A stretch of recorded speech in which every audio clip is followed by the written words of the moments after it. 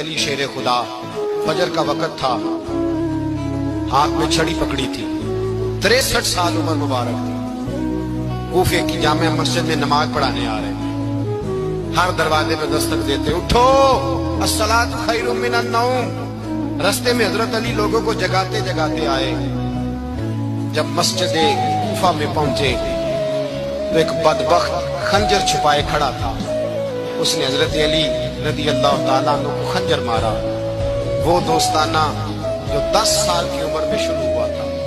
جب شیر خدا کو خنجر لگا تو پتہ لفظ کیا تھے؟ فزت برب الکعبہ، لوگوں رب کعبہ کی قسم میں کامیاب ہو گیا، میری زندگی دین کے کام آ گئی، میں کامیاب ہو گیا۔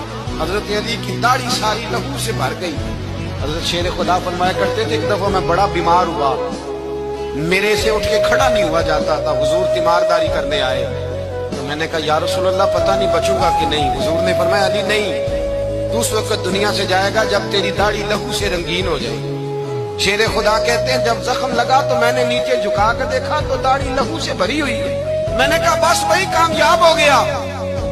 جامع مسجد کوفہ میں مولا علی نے سر سجدے میں رکھا، اور اسلام کی تاریخ کا وہ شخص جس شخص نے اپنی بچپن سے لے کر جوانی، جوانی سے لے کر بڑھاپا، اور جاتے جاتے امام حسن اور حسین کو قریب بلایا اور وصیت کر گئے، بیٹا جینا اسی کا ہے جو دین کے لیے جیے، بیٹا مرنا اسی کا ہے جو دین کے لیے مرے۔